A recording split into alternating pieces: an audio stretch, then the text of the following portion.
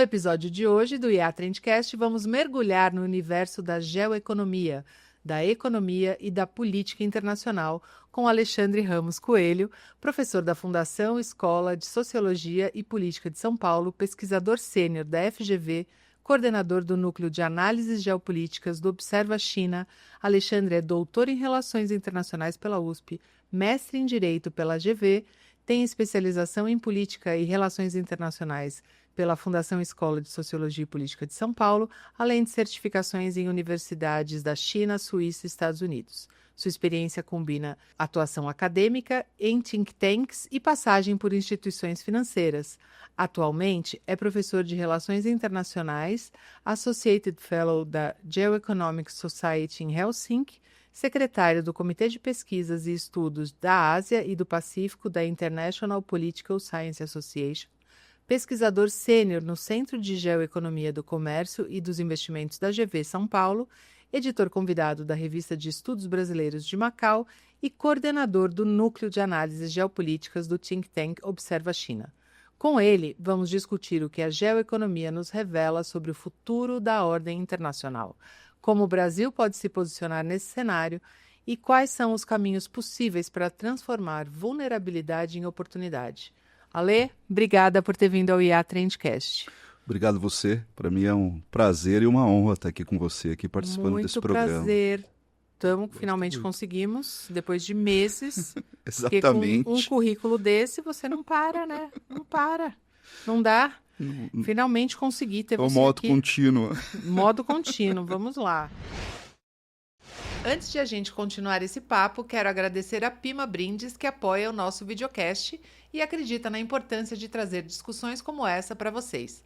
Quer conhecer mais? Aponte a câmera do seu celular para o QR Code aqui na tela e conheça o trabalho da Pima. Obrigada, Pima Brindes, pelo apoio. Ale, antes da gente entrar na geoeconomia ela mesma, me conta como é que você, um especialista em direito e mercados financeiros, virou referência em geopolítica e geoeconomia e relações internacionais. Bom, eu trabalhei no Banco da China por um tempo, né? Enfim, e lá eu já comecei a gostar um pouco de entender como é que funcionava outro país, né? Começava por aí. Claro que antes, inclusive, eu já lecionava, enfim, lecionava na área de mercado de capitais, já era professor, e sempre aí dando um aspecto internacional, né? Trabalhei num banco por muito tempo, onde a gente assessorava o pessoal de outros países, né, desse banco. Enfim, então a área internacional junta com a China, e aí eu decido, em 2012 mais ou menos, a me dedicar só à área acadêmica e vou fazer um mestrado em Direito na GV. Meu foco lá foi fundos de investimento do ponto de vista da história dos fundos, como é que eles surgem, enfim, do ponto de vista internacional. Depois eu vou fazer uma especialização em Política e Relações Internacionais, onde eu sou hoje coordenador e professor, né, que é da Fundação Escola de Sociologia e Política. Até meus colegas advogados falaram: Alexandre, você tem certeza que você... E aí eu decido pelo doutorado em Relações Internacionais. E meus colegas advogados, inclusive, sempre me perguntaram, hoje já melhorou porque já faz um bom tempo, mas, Alexandre, você tem certeza que você não vai fazer doutorado em Direito? Você vai mudar para Relações Internacionais? Eu falei, vou. Eu quero misturar, digamos assim, economia com política e direito, né? Eu quero mudar um pouco aqui o foco, né, da análise dos fenômenos, né? E também ver um pouco mais a floresta, ao invés de só ficar ali na árvore, né? Então fui fazer o doutorado e no doutorado eu estudei a moeda chinesa, na verdade, quais as estratégias que a China utiliza para realizar um bypass, eu chamo de bypass institucional, no sistema financeiro internacional, que é dominado pelo dólar, e os sistemas de pagamento hoje são dominados politicamente e do ponto de vista estrutural e tecnológico, tanto os Estados Unidos quanto a Europa, né? E a China consegue criar, por meio de arranjos institucionais, um modelo que ela, quando necessário, ela faz um bypass no sistema de pagamentos do sistema internacional, enfim. Com o renminbi. Com o renminbi, exatamente. E terminei meu doutorado, enfim, fui fazer, estudei um pouco em Toronto, na Universidade de Toronto, para poder ampliar. E a partir daí eu fui cada vez mais estudando e tentando me aprimorar. Já na especialização eu estudei bastante geopolítica, queria entender o que era, né? E por diversos cursos e cada vez mais me lançando, né? Para eu coordenar cursos, lançar cursos, estudar, dar palestras. E aí, só esse ano, por exemplo, eu coordenei 3 cursos, né, de geopolítica desde o começo do ano. Um sobre China, outro sobre a União Europeia e agora, recentemente, sobre o Oriente Médio, né, por causa da Guerra dos 12 Dias. Né? Eu aqui me apropriando do Trump, que chamou a guerra de 12 Dias, que aconteceu entre Irã e Israel. A partir daí fui chamado também para ser pesquisador na área de geoeconomia, né? Praticamente eu comecei a estudar geoeconomia a partir do ano passado, né? Em agosto, quando eu fui para o primeiro congresso em Helsinki de geoeconomia pela FGV, né? E estudando junto, enfim, junto com os professores da FGV, junto com meus colegas lá, advogados, enfim. Sobre esse campo novo. Você continua amigo dos advogados. Super amigo dos advogados. Uma vez advogado, a gente nunca deixa de ser advogado. Mas eles às vezes olham para mim e falam, não, Alexandre, você tem que ser mais hard aqui, ou seja, considerar as leis e tal. Não, eu considero, mas eu preciso olhar para o lado político agora.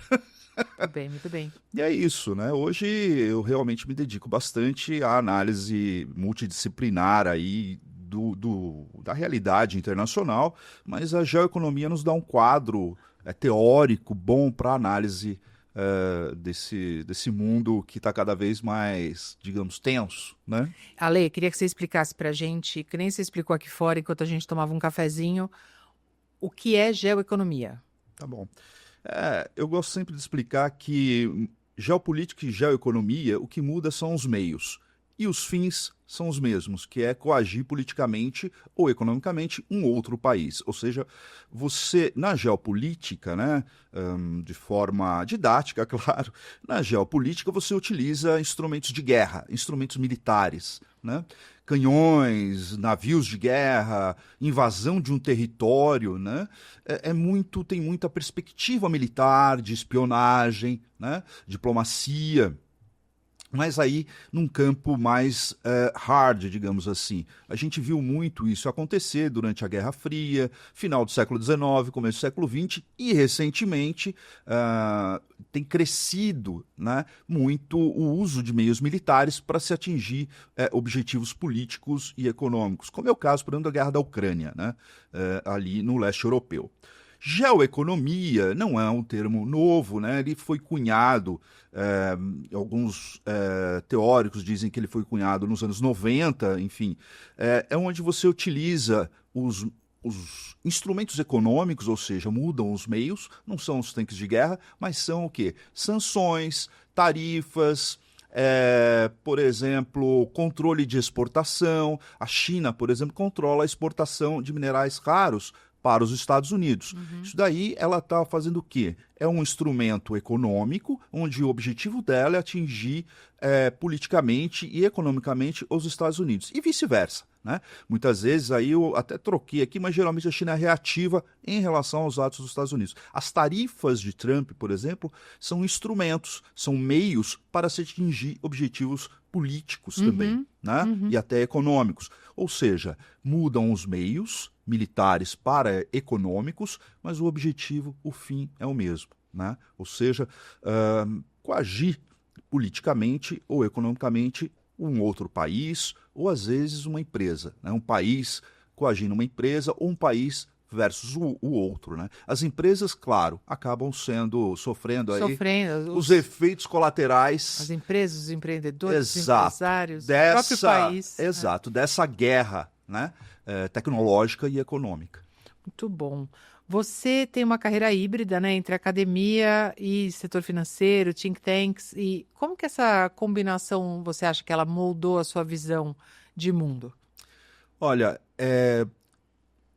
até dificulta às vezes a gente analisar determinados fatos, né? Porque a gente nunca está satisfeito em analisar, por exemplo, a guerra da Ucrânia, ou só sob o ponto de vista da Europa, ou só sob o ponto de vista da Rússia, e mesmo assim só o ponto de vista cultural, ou só sob o ponto de vista das escolas de pensamento das relações internacionais. Então, às vezes eu até demoro um pouco na análise de determinadas situações, porque eu gosto e eu falo sempre para os meus alunos, tem várias facetas, né? É sempre multidimensional, ou seja, todo fenômeno para todo analista, e eu acho que aí que isso é interessante para mim, foi bom, né? Essa visão híbrida, multifacetada, trabalhando em diversos lugares e também tendo um estudo aí que condensa direito, economia e política, né? Porque quando eu analiso um fato, eu consigo verificar, olhar de forma a julgar o menos possível o que está acontecendo dentro do tabuleiro, né, como a gente costuma dizer atualmente, um jargão aí das relações internacionais, da geopolítica, né, o tabuleiro político e econômico mundial, né? Enfim, a gente nunca está satisfeito, talvez seja por isso que eu sempre busquei diversas áreas, né, diferentes. Eu costumo dizer que eu estou na terceira vida, né, porque minha primeira vida foi como projetista de motores. Eu era projetista. Eu tenho uma formação na área elétrica, no começo da vida, né? Depois foi como advogado e hoje na área como professor e analista da área de geopolítica e relações internacionais. Muito bom, muito bom. Esse conceito de geoeconomia, ele tem ganhado destaque nos últimos anos, né? Como é que você acha que ele se tornou central para entender o mundo de hoje? Porque as relações mudaram, é uma nova ferramenta ou arma contra tanques, né? Assim, é uma coisa mais diplomática, teoricamente. Como que ela se tornou essa ferramenta-chave de condução de relações internacionais? Gostei muito quando você fala com uma ferramenta-chave, essencial para poder entender o mundo atual. Por quê? Não basta você só pensar mais em termos de coação política ou uso de instrumentos militares. Sem perceber, quando você analisa de forma mais detida, usando esse modelo da geoeconomia, você fica muito claro, né? Por exemplo, a instrumentalização da interdependência econômica, ou a manipulação dessa interdependência econômica. E a partir daí, o que você começa a perceber? Nós vivíamos num mundo, digamos assim, durante os anos 90 e começo dos anos 2000, que a gente pode dizer aí de uma era liberal. Não liberal tanto do ponto de vista econômico, mas liberal também quando eu analiso as escolas, por exemplo, de relações internacionais, onde o que é importante nesse eixo, né, do liberalismo das escolas de RI, de pensamento, a cooperação, a institucionalização, ou seja, a importância das instituições para que os países cheguem em determinados acordos, né? O uso do comércio como um instrumento de aproximação entre os países para também promover a democracia. Isso foi muito utilizado no final dos anos 90, privatizações, ou seja, era uma época em que o objetivo era qual? Aumentar a interdependência econômica entre os países, entre as empresas, ou seja, cada uma produzia um pedaço, primeiro para diminuir o custo, ou seja, o custo era um objetivo central nesse mundo liberal, digamos assim, né? Para o mundo agora em que e é óbvio, né? Ele não aconteceu hoje, ele vem acontecendo num crescente, diversas crises foram acontecendo e se acumulando ao longo do tempo, né? A gente pode pegar do ponto de vista didático, por exemplo, 2008, crise financeira internacional que ocorre no centro do sistema, que são os Estados Unidos. De lá para cá, diversas outras crises, né? Covid, a tomada da Crimeia, o Brexit, a guerra da Ucrânia, né? A guerra dos 12 dias e por aí vai. Todas essas crises elas se acumulam e começam a mostrar um outro patamar, uma outra realidade. Em primeiro lugar, que a globalização deixa de ser interessante da forma como ela era, né? Então, professores, enfim, tem alguns teóricos que falam que a globalização acabou. Na verdade, entendo que não é que ela acabou, mas ela está se reorganizando. É outro tipo de globalização que a gente vai ver por meio de blocos econômicos. Então, se você tinha uma realidade em que a interdependência econômica era vista de forma benéfica, num jogo de ganha-ganha, hoje a interdependência econômica ela é vista num jogo de soma zero.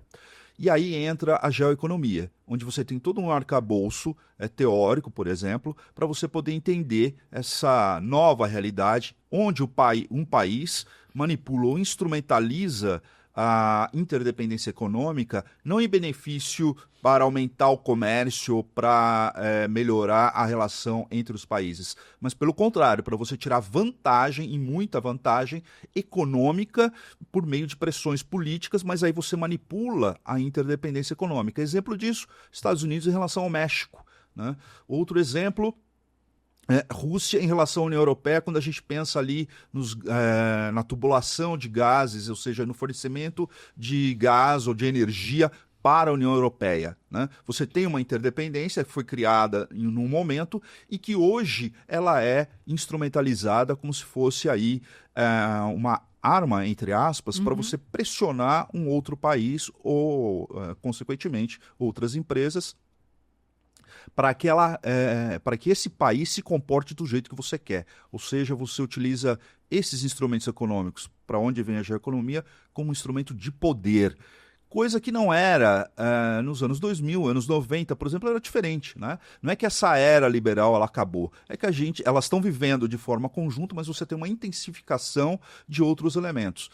Se a gente fosse falar em escolas de relações internacionais, eu costumo dizer que ao invés da gente analisar por meio das lentes da escola liberal, do liberalismo, onde a cooperação é um eixo muito importante, você passa a analisar hoje o mundo por meio de uma outra lente em que o conflito é importante, em que se busca explicar as coisas, o eixo explicativo passa a ser os conflitos. É o que se chama da escola realista, né? Ou seja, você, por exemplo, tenta entender a invasão da Ucrânia porque a Rússia, por exemplo, passou a ver a Ucrânia, se há uma tomada da Ucrânia, por exemplo, pela OTAN, a Ucrânia, que é um país, de acordo do ponto de vista da Rússia, ou seja, das RIs até, um país tampão, ou seja, um país ali que serve de proteção para a Rússia, proteção geográfica. Exatamente. Então, e a gente está vendo muito isso no governo Trump, né? Na verdade, o Trump, eu costumo dizer também que ele é um sintoma, né? Na verdade, uma consequência dessas crises todas que vem carregando o nacionalismo, vem carregando frustrações com os governos que foram sendo eleitos, né, de forma democrática, inclusive, o uso da democracia para você instalar um governo autoritário, enfim. As características mudaram e a gente vê uma realidade muito parecida ou com o final do século XIX, um pouquinho antes da Primeira Guerra Mundial, e outros especialistas dizem que nós estaríamos num período muito parecido do entre guerras, ou seja, no final do século XIX, em que você tem ali um afloramento do mercantilismo, você tem no começo do século XX a doutrina Monroe, né, Monroe, que você vê hoje, por exemplo, com os Estados Unidos mandando navios para a costa da Venezuela, independentemente de juízo de valor em relação se a Venezuela é ou não é uma ditadura, mas sim a forma como está sendo feita, né? Agora, você falou um ponto aqui, fugindo um pouco do meu roteiro, mas entrando no que você falou no meu pensamento, que é uma coisa que eu sempre me questiono. Por que universalmente ou globalmente os hábitos e os costumes geopolíticos ou geoeconômicos são polarizados? Por que a polarização que a gente vê nos Estados Unidos, a gente vê no Brasil, a gente vê na Europa, ou é sim ou não? Parece que ou vivíamos num conto de fadas nos anos 90, 2000, ou realmente há um efeito, talvez impulsionado pela hiperconectividade, não sei, estou aqui sempre quis tentar entender por que esses comportamentos polarizados se repetem ao longo do mundo. Eu acho que isso daí é meio que reflexo também, são outros sintomas, né, de frustrações, tanto políticas quanto econômicas de diversos países, dependendo, por exemplo, essas polarizações elas surgem independentemente de se você mora num país cujo líder ou cujo governo é de esquerda Sim, ou de independe. direita. O mundo Surge. está polarizado. Exato. Ponto. Se o país ele tem como nos Estados Unidos, um partido democrata, então vamos eleger alguém do Partido Republicano, mas de extrema direita, por exemplo, como o caso do Trump. Se você vive num país como, por exemplo, na Polônia, também acontecendo muito similar. Ou vice-versa, né? Muitas vezes você está num país, agora não tanto, mas já teve época que um país que tinha alguém de direita, você votava em alguém de esquerda justamente para trocar por uma frustração do governo. E essa polarização ela foi aumentando, né? Digamos, polarizações de sinais trocados, né, ao redor do mundo. Né? Então eu acho que essas crises acabaram levando a essa polarização. E outra coisa, existe um livro do Mário Vargas Llosa que fala a volta das tribos. Então eu acho que essa polarização também tem muito a ver com o sentimento de insegurança que as pessoas acabam percebendo ou absorvendo no mundo atual, em decorrência dessas diversas crises, né?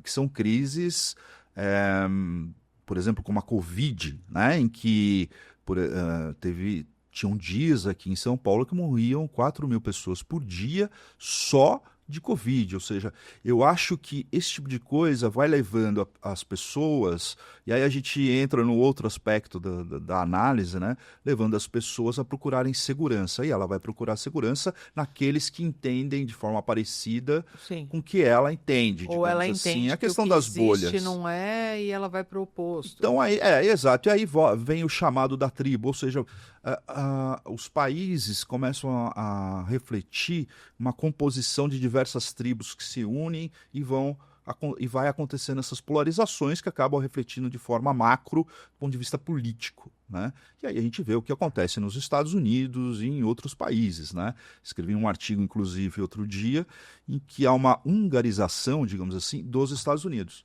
Né? E que tem apoio do cidadão americano. Né? Então, às vezes eu vejo isso como uma busca da maioria da população, às vezes, atrás de algum tipo de segurança, embora não seja, né? Pelo contrário, mas que vai atrás desse tipo de segurança. É a volta da tribo, como tão bem colocou ali o Mário Vargas Llosa. Né? Quais os instrumentos mais usados nessa guerra comercial e tecnológica entre Estados Unidos e China, né? Parece o eixo global do problema, né? Existem vários outros, né? Vários outros focos de problema que você já citou aqui, mas esse é um embate global, né? Estados Unidos e China, em todos os aspectos. Como é que você enxerga esse embate nos efeitos e os efeitos que ele tem sobre o Brasil? Muito bom. Olha, os efeitos aí são colaterais, né, em relação ao Brasil. Vamos aqui pensar em relação a... Bom, você tem a questão dos minerais raros. Vamos pensar em falar um pouco até de inteligência artificial aqui, enfim, que é um composto de várias cadeias, de várias camadas, né? Um empilhamento de diversas camadas, né? A IA ela não existe sem, por exemplo, minerais raros, sem semicondutores, infraestrutura de data centers, até chegar no aplicativo. E meio que colocando a estrutura aqui para a gente entender primeiro e aí tentar entender o conflito entre Estados Unidos e China e os impactos sobre o Brasil. Né? Se a gente pensa, então, dentro da disputa pela tecnologia da inteligência artificial, para ver quem que domina todas essas camadas da produção, digamos assim, dessa tecnologia, que está aí Estados Unidos e a China, e os outros países meio que são satélites, né? Até o ator União Europeia, ele agora está buscando diversificar. Né? É um clichê até dizer o seguinte, que que os Estados Unidos cria, a China copia e a União Europeia regula, né? Então, hoje o que está acontecendo é que a União Europeia está procurando não só regular, mas também criar. E daqui a pouco aí eu já falo do Brasil dentro desse contexto. E aí, então você tem Estados Unidos e China pela luta da dominância e das camadas que compõem a inteligência artificial, e uma delas está ali na base dessa cadeia, a questão da produção de minerais raros, né? Esses minerais são importantes, por exemplo, o lítio, né, para bateria, o silício, né, para a produção da base, onde se vão os transistores e, consequentemente, a colocar em equipamento e surgir a IA. Né? Ou seja, se dominar a cadeia de minérios, você domina a base da produção de inteligência artificial. E quem domina essa base hoje é a China. A China domina essa base tanto da extração, produção, o refino e a exportação. Mais de 70% do domínio dessa cadeia está com a China. A China não domina, por exemplo, a parte de desenho de chips, né? Aí tem Estados Unidos, enfim, tem outros países. Não domina, por exemplo, a fabricação, as máquinas que são base para a fabricação dos chips. Quem domina, por exemplo, tem um país que é a Holanda. A Holanda domina, por meio da SML, uma máquina muito importante para chips de alto valor agregado que vão ser usados na IA, na inteligência artificial. E os Estados Unidos, por pressão política, acabou proibindo a exportação dessas máquinas para a China. Consequentemente, impactando no desenvolvimento de chips de alto valor agregado por parte da China. Bom, voltando lá para a questão dos minerais raros, a gente tem o Brasil como um dos maiores produtores e que tem aí minas, né, de nióbio, lítio, né, para ser explorado. Dentro dessa cadeia de produção da inteligência artificial. E a guerra entre Estados Unidos, entre aspas, a guerra tecnológica e comercial entre esses dois países ocorre entre as cadeias, ou seja, no domínio das cadeias, tanto de minérios, chips, e vai subindo até chegar nos aplicativos finais, como, por exemplo, TikTok ou Duolingo, né? Tem essa disputa aqui e o Brasil está aqui, na produção desses minerais raros. E Estados Unidos e China olham para cá querendo o quê? Dominar, na medida do possível, justamente esse fornecimento. A base da cadeia de produção da inteligência artificial. A China já tem algumas indústrias... Já tem mineradoras aqui. Estados Unidos, se não me engano, tem também uma mineradora, né? E o que o Trump, quando ele olha e o Departamento de Estado olha para o Brasil, ele vê, bom, diversas coisas para explorar, mas entre elas a questão do minério, né?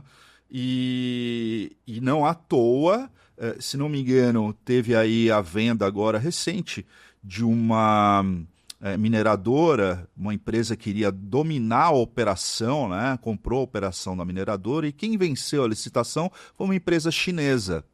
Não à toa, se não me engano, o Departamento de Comércio, o Departamento de Estado lá nos Estados Unidos já reclamou, dizendo que a licitação ela não foi justa, que uma outra empresa, se não me engano da Turquia, enfim, mas que tem interesses americanos aí, não foi uma licitação justa. É uma questão de preços, ou seja, não sei muito bem os detalhes, mas só para ilustrar o Brasil no meio dessa guerra, né? Pela dominância da base da cadeia de produção da inteligência artificial. Ou seja, quem dominar a extração, e aí vem Brasil, Argentina, Bolívia e Chile. Tanto é que chamam Argentina, Bolívia e Chile como o Triângulo do Lítio. Ali é bem forte. Exato. E na Argentina, por exemplo, a China já explora diversos salares lá, né? Você tem também empresas, se não me engano, holandesas lá. E no caso da China, para a gente ter uma ideia, e aí isso por causa do Brasil também, até para entender um pouquinho a situação do Brasil, exploram, mas você não tem refino. Ou seja, a Argentina não adquire transferência de tecnologia, não adquire tecnologia que fica, vai tudo explorado, exportado lá na China, e a China é que refina. Acontece no Brasil a mesma coisa. Então é aí que eu acho que precisa chamar a atenção nessa guerra, em que o Brasil precisa aproveitar esse momento para, na celebração dos contratos, seja com os Estados Unidos, seja com a China, e os dois têm muito interesse, justamente porque eles estão na disputa para ver quem que domina o maior número de cadeias da produção da IA, porque isso tem a ver com segurança, no final das contas. E o cara fica com independência de qualquer outra coisa, Não né? é? Então é um trunfo que o Brasil tem, então ele precisa lidar aí para tentar transferir tecnologia e não só ficar ali na extração, mas colocar valor agregado aí dentro dessa disputa, né? Como que o Brasil poderia fazer isso sem contrato, né? Só contrato. Tempo de exploração. Contrato, mas eu acho que aí entra um outro elemento importante que é o político, né? Então, depende muito da atuação do governo, mas também das associações, por exemplo, de mineração. Essa é uma pergunta que eu ia te fazer. Pode ser, talvez seja inocência minha ou ignorância, Não. mas é muito pouco provável que o Departamento de Relações Internacionais tenha pensado em minérios, por exemplo, né? Como trabalhar essa relação diplomática, né? Eu de acho que agora estão acordando. Agora, né? Sim. Porque é uma coisa completamente nova, né? E acho que foi por causa do tarifaço do Trump em cima do Brasil. Então é nova mesmo de ontem, né? Eu acho que, claro que não, eu não estou aqui achando que o tarifaço, né, que a aplicação de tarifas sobre a exportação de nossos produtos são bons, até porque não tem a menor lógica, porque o Brasil é deficitário em relação aos Estados Unidos. Sim, sim. Então, mas tem provocado coisas positivas. Primeiro, chamar a atenção para a questão dos minerais, né? Agora começam a surgir diversos estudos sobre a importância desses minerais e como ele é importante dentro da cadeia final aí da inteligência artificial, da tecnologia, que na verdade... Nunca se falou disso antes, né? Exato. Dizem, né? The new oil. É o petróleo do século XXI, né? Digamos que a China, né, ou os países que detêm ali o controle do minério, poderíamos dizer, seria a OPEP do século do século XXI, né? Que legal. Porque tem aí um poder de barganha que seria interessante o Brasil explorar com relação, seja com os Estados Unidos, você falou, seja com a China. Te interrompi nessa hora, mas você estava falando Isso, de governos, associações, né? Os produtores, ter um posicionamento, né? Tentar agregar valor aí, um pouco. E não estou falando para chegar em tecnologia de ponta, não. Mas para garantir que essa base seja bem explorada, pelo menos, né? Exato. Agora, você, falando de Brasil, o Sul Global, ele existe de fato? Você acredita nisso ou ele é possível?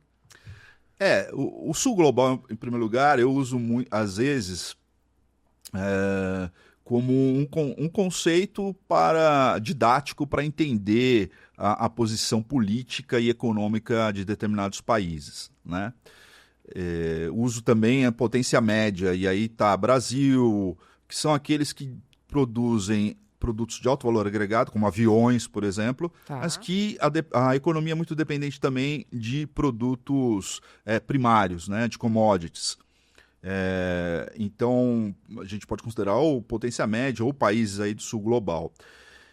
Eu acho que o Brasil não deve se ater à questão só do sul global. Eu acho que ele tem que expandir suas relações, seja com a Europa, né? Porque o sul global aí é um conceito, não é geográfico, é um conceito político, né? Não é geográfico. Vamos pensar aqui em Mercosul e União Europeia. O quanto não é importante um acordo desse atualmente? Por quê? Tanto para a União Europeia quanto para o Brasil e outros países aqui do Mercosul. Diversificação de países no que se refere à exportação de commodities, importação de bens industrializados, enfim, ou vice-versa, né? Você tenta mitigar um pouco a alta dependência que nós temos, por exemplo, com a China. Porque aí, na medida em que os Estados Unidos pressionam politicamente e a gente vai cada vez mais para o lado da China, isso também não é interessante do ponto de vista estratégico para o Brasil. Por quê? Porque aí fica altamente dependente, vulnerável a decisões de política internacional por parte da China. Então, assim como não é bom ficar altamente dependente dos Estados Unidos em Também termos não é bom. da China. Então, por exemplo, um acordo com o Mercosul e União Europeia, então, ou seja, eu não estou falando aqui de sul global, eu estou falando de realizar acordos com países também do norte global, né? Com a África, Ásia e olhar para a América Latina. Então, às vezes o conceito de sul global ele pode amarrar o Brasil, né? Ficar muito atrelado a vamos fazer acordos só ali entre os membros do sul global. Não, não. Vamos pensar um pouco diferente, né? Olhar para a América Latina, por exemplo. Veja que hoje o Brasil e o resto da América Latina, ou o resto da América do Sul, não se consegue ter uma união, independentemente do ponto de vista ideológico, não se consegue ter uma união para negociar em bloco, seja junto aos Estados Unidos, seja junto Vamos dizer, à China. o Mercosul nunca aconteceu, né? Então, vamos pegar o caso do BRICS, por exemplo, né? Veja a questão da pressão tarifária norte-americana sobre o Brasil. Ninguém levantou um dedo para ajudar, Dá né? para falar de BRICS, não teve atuação, mas o que dá para, o que eu entendo até, porque Cada um está defendendo o seu. Né? tem os interesses são muito heterogêneos dentro do Mas BRICS. não há um posicionamento do BRICS. Não é que ele seja ruim, ele tem seu Mas valor. O Mercosul, por exemplo, ninguém se posiciona como bloco, nunca se posiciona. Então, isso é ruim. É ruim. Né? E quanto não tiver esse tipo de união, eu vejo, do ponto de vista, independentemente da ideologia, ser mais pragmático enquanto bloco, vai ser difícil, né? Imagina Brasil negociando bilateralmente com os Estados Unidos. Ou não à toa, tanto o Trump quanto a China, o Xi Jinping, eles preferem sempre negociar bilateral, né? Nunca em bloco. Sim, porque sim. a outra ponta tem menor valor, menor poder, né? Agora é curioso isso que Barganha. você falou, associando aqui com outro pensamento meu, tem esses blocos não efetivos, tudo fica bilateral, né? Ou eles existem, né? E tá cada um ali batalhando o seu. Por um outro lado, o sistema financeiro está mudando completamente, né? O sistema financeiro global tem mudado muito, com o renminbi, blockchain, criptos todas, né? Das mais variados tipos. O que pode vir a acontecer? Uma ruptura ou uma adaptação regulatória para isso tudo? Olha, em primeiro lugar, uma adaptação, onde a gente vai começar a ver blocos de sistemas de pagamentos independentes. Claro que isso demanda tempo, não é de um dia para o outro. Tanto é que quando se fala, no caso do Brasil ou do BRICS, ter uma moeda única, na verdade não é uma moeda única. Isso eu acho muito difícil, enfim, não gosto nem de tocar nesse tema. Eu gosto, se é para ter, é um sistema de pagamentos próprio entre os países. Então, na verdade, você não vai ter uma moeda diferente. É a mesma moeda de cada país, só que você vai ter um sistema independente que, de certa forma, diminui a vulnerabilidade em relação ao sistema de pagamentos internacional hoje, que é dominado pelo SWIFT, que é o sistema que fica lá na Bélgica, né? Onde você só registra os pagamentos, e o outro sistema que fica em Nova York, é onde você liquida os pagamentos, compensa exatamente os pagamentos.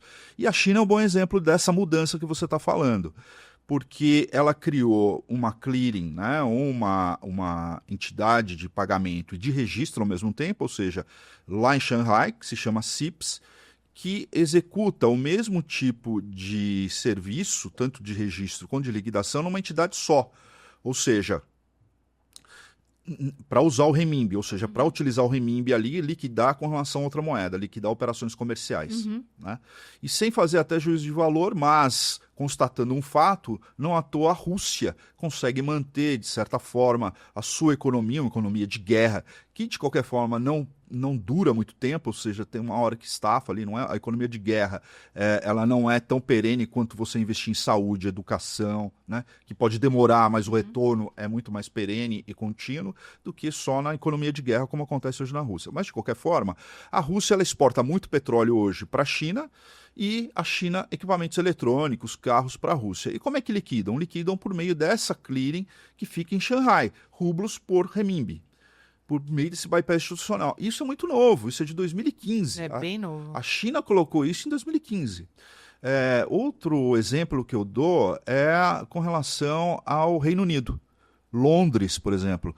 O grau de integração dos mercados financeiros entre Londres e Xangai, entre China e o Reino Unido hoje, é de tal forma que você pode comprar ações que são disponibilizadas na Bolsa de Londres, lá na Bolsa de Xangai, e vice-versa. Ou seja, existe um grau de integração hoje no mercado financeiro que não existia até o começo dos anos 2000, até os anos 10 dos anos 2000, isso não era possível, né? Hoje já é possível. Então, o sistema financeiro está mudando bastante, isso sem a gente falar em stablecoins, criptomoedas, entre outras O que coisas, acontecia né? antes era, para eu pagar a China ou eu receber da China, eu tinha que fazer isso em dólar ou em euro e Por meio de bancos localizados, às vezes, em Hong bancos lá, Kong. Não dava nem para chegar um direto na China. HSBC, Exato. alguma coisa assim. Na China você faz hoje, por meio desse sistema. Mas antes de 2015 você tinha que passar por diversos bancos correspondentes até você chegar lá no sistema de pagamentos da China, lá no Banco Central Chinês, Isso que é encarecia o produto e gerava outro... divisa para os Estados Unidos. Exatamente. E aí agora... Você tinha que passar pelo... Muito bem colocado, você tinha que passar pelo dólar, né? E agora não passa mais pelo dólar. Isso, se você não quiser, não precisa. Ou seja, é uma opção. Sim. Tanto é que em 2023... Tem várias empresas brasileiras já Já, adotando isso, né? tem. Liquidando... Diretamente em RMB. Exatamente, De tem. vários tamanhos, né? Eu tenho Tem, acompanhado isso. Isso tem crescido. Você também acompanha de perto a atuação da União Europeia. Você acha que a União Europeia ela passou por uma crise econômica A crise da dívida, né? enorme, né?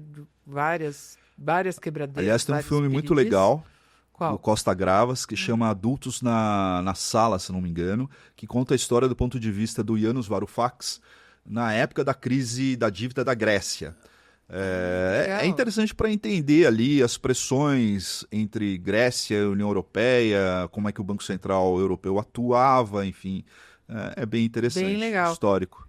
E você acha que ela está conseguindo encontrar uma autonomia entre essa disputa ou ela está paralisada, vivendo de economia local, turismo? Foi muito legal você ter lembrado da União Europeia, porque a União Europeia, eu tenho algumas palestras que eu começo mostrando uma figura em que a União Europeia está entre uma águia e um dragão. É Exato, verdade. porque... Tive na sua palestra. Legal. Porque a União Europeia ela está ali numa situação em que ela depende muito economicamente da China, ou seja, inclusive a União Europeia é um mercado consumidor muito grande também, a China depende bastante também da União Europeia, mas do ponto de vista militar, né, é Estados Unidos, é a OTAN. Né? Embora entendo que tenha tido até uma certa fissura ali na aliança transatlântica por meio da OTAN por causa dos atos de Trump, então a confiança entre os europeus caiu. Caiu no mundo todo em relação aos Estados Unidos, mas vamos pensar em Europa, que a gente sempre teve 80 anos, digamos, de paz, até que tem um wake-up call também, que é Trump em relação à União Europeia. Então, e aí fazendo analogia com o Brasil, o mesmo wake-up call que o Brasil teve, a União Europeia teve um pouquinho antes com as tarifas e com aquele evento horroroso que foi a visita do Zelensky na primeira vez no Salão Oval dos Estados Unidos. Saia justa. Naquele dia, dá a impressão que a União Europeia, a coisa de fato está diferente aqui, né? Não sei se será que os Estados Unidos vêm em meu socorro se acontecer alguma coisa? Então a União Europeia ela está buscando se adaptar a esse novo cenário.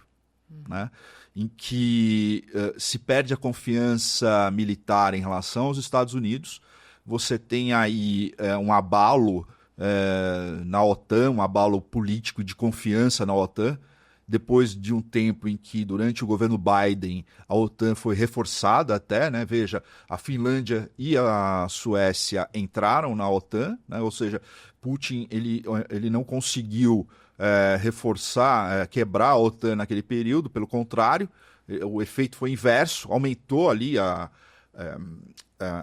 as fronteiras de exposição com a OTAN, né? A Rússia com a fronteira finlandesa, né?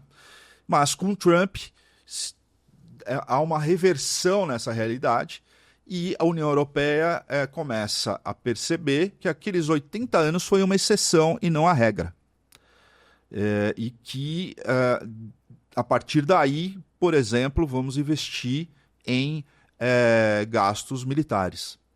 E aí, quando a gente fala de União Europeia, é interessante a gente olhar não como um bloco só, mas também por países ou por regiões. Quando você olha para o leste europeu, olha ali para a questão da Polônia, por exemplo, é óbvio que eles estão ali preocupados, porque geograficamente, primeiro, está ali do lado da Rússia. Não só isso, também teve problemas logo após a Segunda Guerra Mundial, durante a Segunda Guerra Mundial, né? Tanto a Alemanha quanto a União Soviética na época fizeram um acordo ali, né? E a Polônia era um elemento fragilizado naquela relação. Então, tem uma história ali que a Polônia, não à toa, já falou que já está pensando em produzir arma nuclear, né? A Alemanha, e já também você tem ali a Alemanha, começa uma corrida armamentista, mas quando você olha para a Espanha, por exemplo, numa das últimas reuniões da OTAN, a Espanha fala, eu não vou gastar o mesmo percentual, né? Eu não preciso, digamos assim. A Grécia também tem uma outra realidade. A Grécia também tem uma outra realidade que não é a do leste europeu. Então, não é fácil, né? A líder executiva da União Europeia, que é a Ursula von der Leyen, trabalhar com todos esses interesses que não necessariamente eles são os mesmos, né? Mudou, conforme você vai indo mais para leste. Exato, vai mudando o tipo Mas é engraçado de interesse. Que lá eles trabalham como bloco desde sempre, né? Desde sempre. Mesmo com interesses diferentes. Sim. A ritualística, pelo menos. Mas é importante, né? É importante. A institucionalização é importante. Sim, é importante. Dá esse sentimento de grupo mesmo, de bloco. Não à toa que foram todos eles agora lá conversar com o Trump, né? Agora, hoje, voltando aqui para inteligência artificial, né? Como ativo estratégico, você acha que ela já é um instrumento geoeconômico? Ela é. E aí, quando a gente fala em termos de IA, é bom a gente sempre recortar, digamos assim, dentro daquelas camadas, né, que são a base da IA. Né? Ela é, sim, um campo, digamos assim, uma área, né, um tabuleiro de disputas geoeconômicas e geopolíticas. Pensando do ponto de vista geoeconômico, e aí existem disputas entre Estados Unidos e China, voltando um pouquinho até para o começo, mas sobre outra perspectiva, entre China e Estados Unidos, você tem disputas entre camadas, ou seja, China tentando dominar a parte de infraestrutura de data centers, quando hoje quem domina são os Estados Unidos, e os Estados Unidos tentando dominar a base da cadeia, que é a questão da extração e o refino de minério, que quem domina hoje é a China. Então você tem essas disputas entre camadas e você tem disputa dentro da própria camada, ou seja, dentro, por exemplo, às vezes a gente está estudando só semicondutores. Então você tem livros falando só da guerra entre os semicondutores, quando na verdade ele é só mais uma camada. Dentro de uma realidade super multifacetada, em que você tem inteligência artificial, onde você vai, ao fim e ao cabo, se tem uma disputa no avanço de IA, né? Então, ela é de fato uma estrutura, uma tecnologia hoje que é instrumento de disputa, né? Que é objeto de desejo, na verdade, entre duas grandes potências. E aí, qual é o impacto dessa corrida, dessa disputa pela hegemonia intelectual, de usuário, né? Porque também estão ali talvez disputando os novos Googles da vida, né? A gente teve na China, tem lá os Googles deles fechados, mas Exato. eles agora estão na IA, eles abriram tudo. Né? Muito bem colocado. Exato. Alibaba está no Brasil, está tudo aberto. O Temu. Enquanto você tem, por exemplo, o ChatGPT, que é proprietário, né? Então, deles, assim, como é que você vê esses aspectos nessa corrida tecnológica da IA dentro desse equilíbrio do poder global? É a China usando uma estratégia diferente da dos Estados Unidos e cada uma apostando ali na sua estratégia. Talvez a do DeepSeek, né, que é uma IA, digamos, um modelo, né, de linguagem ali aberta, seja interessante quando você olha pelo lado da China, porque ela atrai mais como você bem acabou de colocar aqui, talvez mais usuários. Sim. Quanto mais usuários você trazer, mais eles poder, vão ficar né? mais dependentes vão ficar daquele sistema. A gente pode lembrar do caso da Huawei, né? Da Huawei aqui, ou seja, no Brasil ou em outros países. Mas aí também a gente tem que escolher um lado ou outro, né? E também tem a questão do custo. Então, mas o fato que eu queria chegar é o seguinte: quanto mais usuários você tem, mais aumenta o seu domínio, tanto, inclusive depois em questões de standards, né?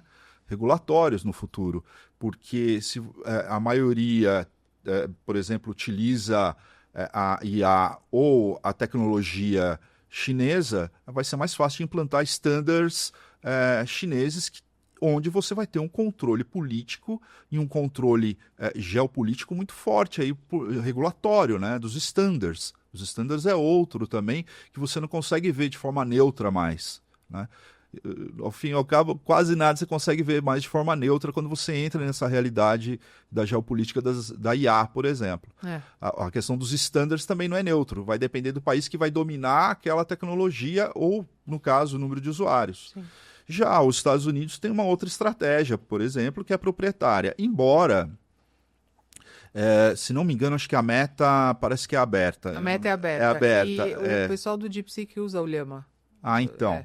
Então, os Estados Unidos têm outra abordagem, que é uma abordagem, ou seja, não só proprietária em alguns caso ChatGPT, enfim, mas os Estados Unidos ele procura segurar a China, né? Mas aí é uma reação de um país hegemônico que está tentando conter uma outra potência que está em ascensão, através, por exemplo, do controle de exportação de chips. Só que aí você tem contramedidas que vêm com a China controlando a exportação de minerais raros, então é por isso que você tem uma suspensão hoje de 90 dias. Por isso que o Trump, não, eu vou suspender 90 dias em relação à aplicação das taxas e das tarifas. Porque uma está controlando a cadeia e o outro está controlando ali o desenho, a fabricação de chips de alto valor agregado. Então aí você olha para a TSMC, por exemplo, que é a que fabrica chips de alto valor agregado, e aí vem a importância política de uma TSMC. Então qualquer guerra ou qualquer problemas ali do ponto de vista de política internacional, militar, é preocupante, porque aí pode afetar a produção desses chips. Sim, né? E quando acabarem esses 90 dias, também ninguém sabe o que ele vai fazer, né? Não. Não. Aliás, pode acontecer também que no meio do caminho ele suspenda Suspenda a suspensão. Suspenda né? a suspensão. E olha só, e o Brasil está no meio disso. E a União Europeia igualmente, né? Então, sim. A gente volta. Como não seria interessante esse acordo do Mercosul fechar logo? Fazer uma pergunta diplomaticamente não diplomática para você. Muitos dos meus entrevistados, pegando seu background de advogado aí, tá? Reclamam que o Brasil se inspira muito na legislação europeia e nas leis europeias. E que as leis europeias são velhas para o novo mundo ou para a nova realidade. Inclusive, a questão do Marco Civil da Internet, LGPD, ou até mesmo agora a lei da IA, né? A PL 2338.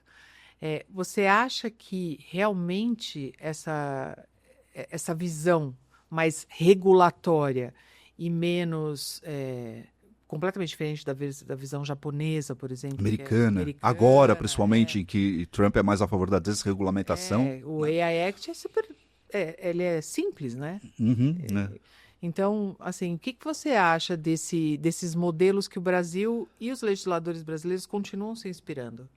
Olha, eu não vejo problema. A gente precisa ver o seguinte: a gente falou muito aqui em guerra tecnológica, né? A gente falou muito em instrumentalização, manipulação da interdependência econômica.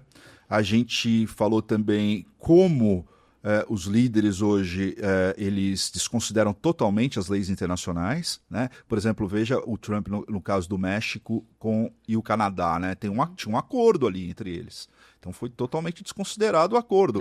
Porque entrou o novo. Ele entrou e já falou: vou aplicar, mas isso está errado, de acordo com o acordo X que a gente fechou, que é o USMCA. Se não me engano, acho que é esse o acordo, que substituiu o NAFTA, enfim.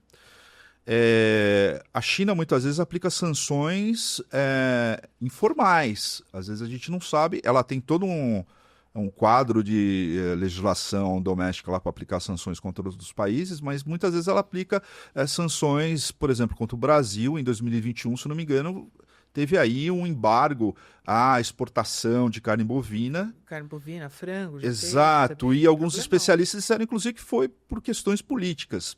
Claro, e aí entra a importância, né, da diplomacia. Mas por que eu estou falando tudo isso? A gente está num momento em que a legislação e que o direito internacional está sendo altamente desprezado.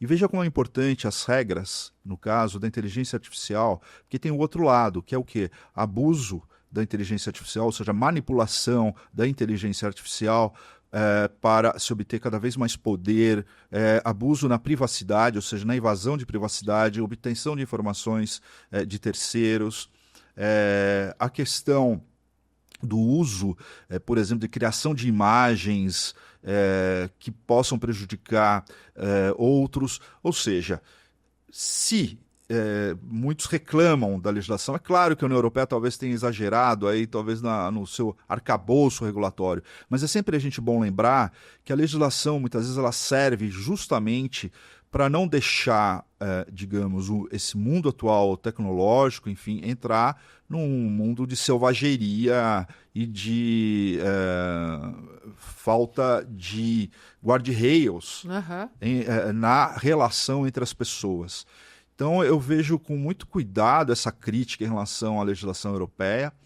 A Europa hoje, ela se que tem uma autocrítica em relação a a questão regulatória europeia. Eles têm uma autocrítica no sentido de que impede muito a inovação, e isso é que impediu a corrida de inovação tecnológica por parte da União Europeia em relação aos Estados Unidos e em relação à China. Então ela vê isso, faz essa meia-culpa. Mas acho que a gente tem que ver com muito cuidado, porque a gente está num momento em que se despreza hoje o direito internacional, as regras, as legislações que são muito importantes, até para ter um mínimo de ética nas relações e no uso da inteligência artificial, né? Você acha que controle de dados e chips, novo petróleo? Eu acho que é um novo petróleo. E aí, quando a gente pensa em termos de IA, né? E aí foi o que eu falei, aí a gente tem a OPEP dominando ali hoje Bolívia, Chile, Argentina e Brasil se unirem em bloco, porque eles detêm grandes jazidas aí, né, de mineral super importante, valioso e crítico para o atual momento que a gente vive, né? Não à toa os Estados Unidos e China estão de olho aqui, né? Se unirem, né, justamente para poder regular e cuidar melhor desse nosso petróleo, né? Além do petróleo propriamente dito, mas chips, informação, dados, né? Esse é outro ponto, né? Não à toa, talvez o DeepSeek seja aberto, né? Absorção de dados. Sim. Né? Então, para terminar, como passa rápido, olhando para os próximos 10 anos é muito no mundo de hoje, né? Até dezembro. Daqui 3, 5 anos, o que você acha que a gente vai viver uma ordem multipolar equilibrada, uma rivalidade bipolar ainda mais intensa, ou um mundo fragmentado em blocos regionais? Eu acho que um misto disso tudo aí, mas vamos pensar aqui num mundo bipolar, onde você tem Estados Unidos e China, né?